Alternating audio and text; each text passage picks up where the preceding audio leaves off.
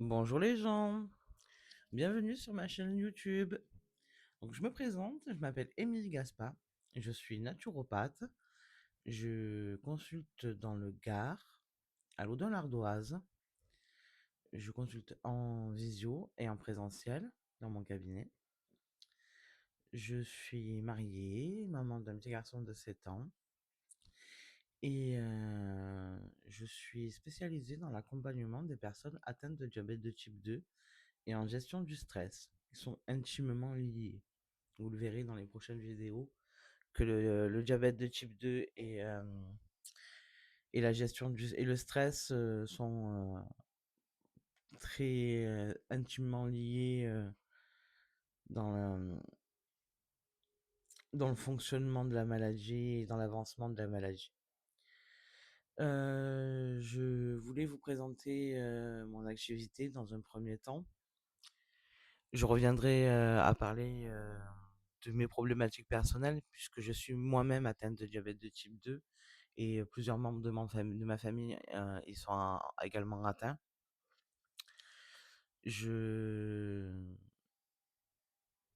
vous parlerai plus en profondeur de comment combattre cette maladie et comment aider à aller mieux.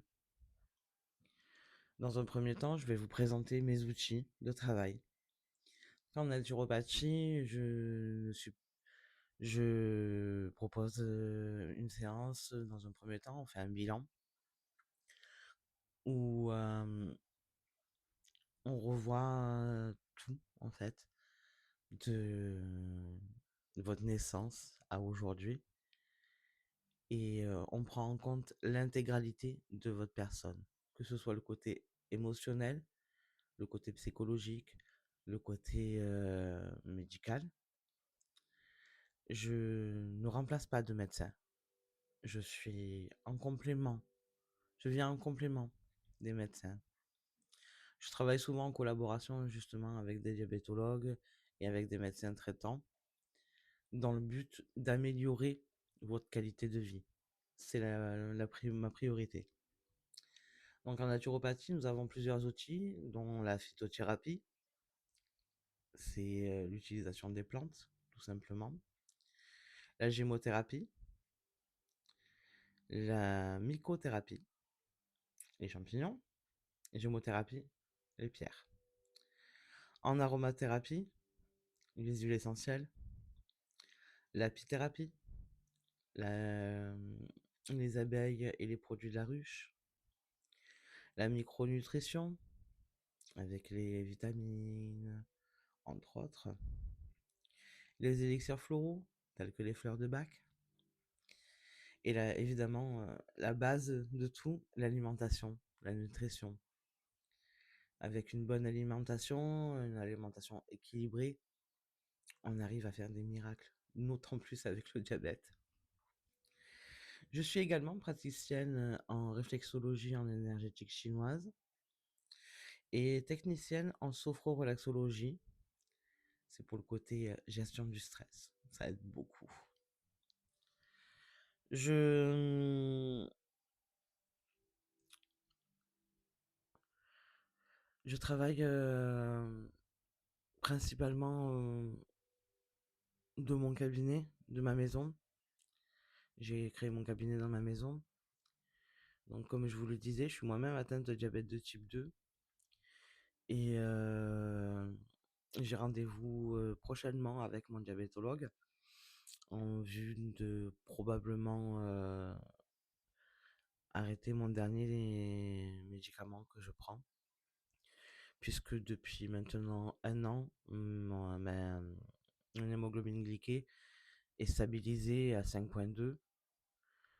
Donc les médecins estiment qu'il n'y a plus d'utilité de prendre des traitements.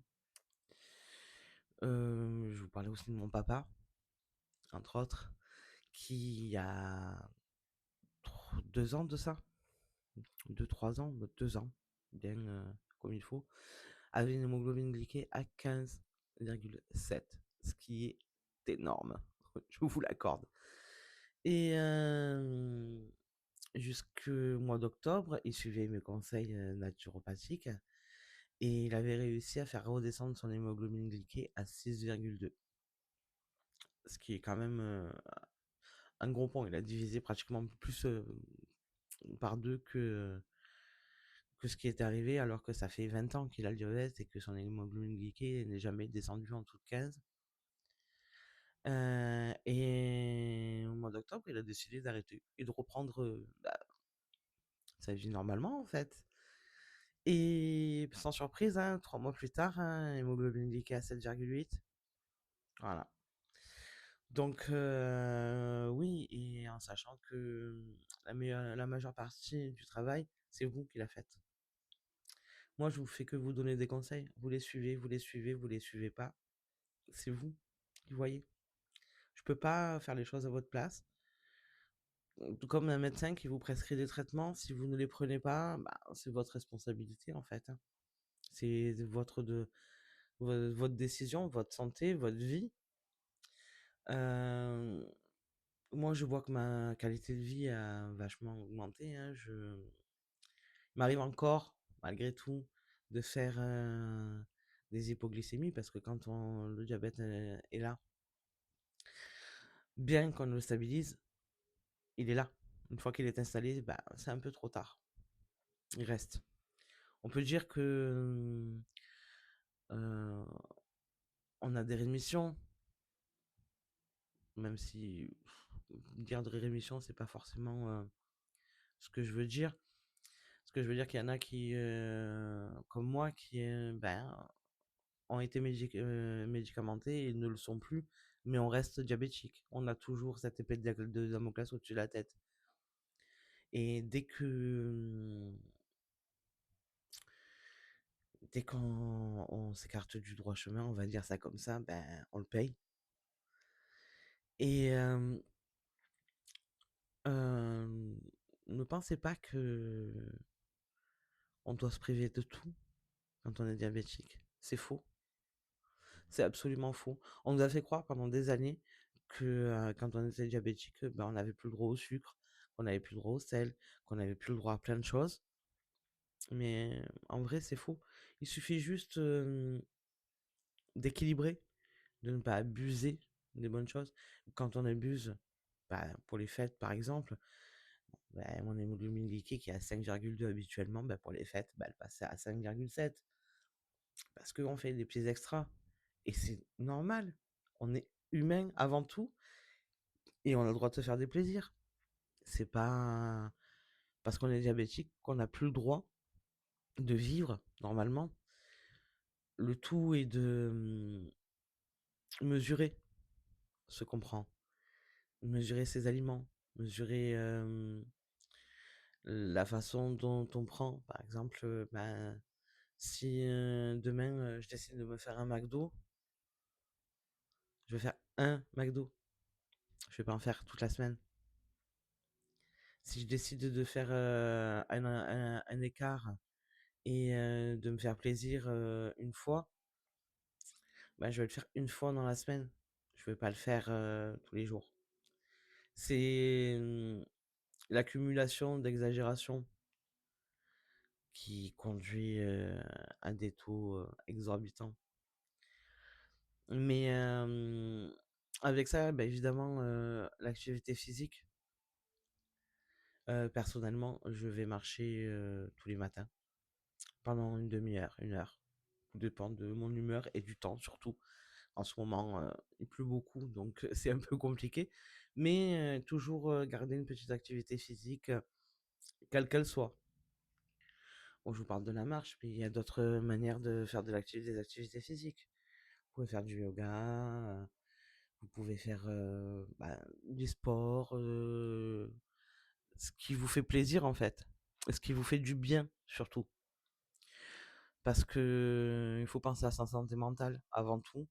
Et quand on a une épée de Damoclès comme le diabète au-dessus de la tête, euh, on a tendance à s'enfermer sur sa maladie et à subir les conséquences psychologiques qui en découlent. Et d'où le travail sur la gestion du stress. Et je vous parlerai également de comment la maladie se développe, comment elle arrive et comment la prévenir. En sachant que dans beaucoup de cas, c'est suite à un choc émotionnel, à un gros stress, d'où l'importance de la gestion du stress au quotidien. Donc voilà, je vous ferai dans ma prochaine vidéo, je vous parlerai un peu plus de moi. Je me présenterai davantage et je vous expliquerai mon rapport avec le diabète et comment je le vis, comment je l'ai vécu. Parce que le diabète, comme je vous l'ai dit, touche ma famille depuis tellement longtemps que je ne saurais dire. Mais depuis toute petite, j'ai toujours connu le diabète. Je savais ce qu'était le diabète. Mon grand-père était diabétique.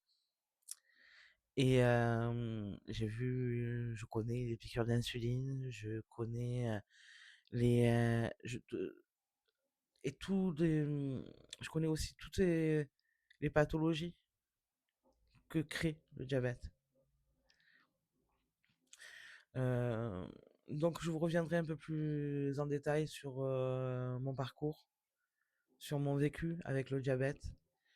Et si vous avez des questions, ben, n'hésitez pas à me contacter. Je serai toujours là pour répondre. Je vous ai mis en lien mon site internet et mes réseaux sociaux. Vous avez également du coup sur mon site mon numéro de téléphone. N'hésitez pas à me contacter. Et surtout, abonnez-vous et activez la cloche pour la prochaine vidéo. Je pense d'ici une quinzaine de jours. Je vais faire une vidéo tous les 15 jours. Si ça vous va, vous me dites en commentaire. Allez, à bientôt.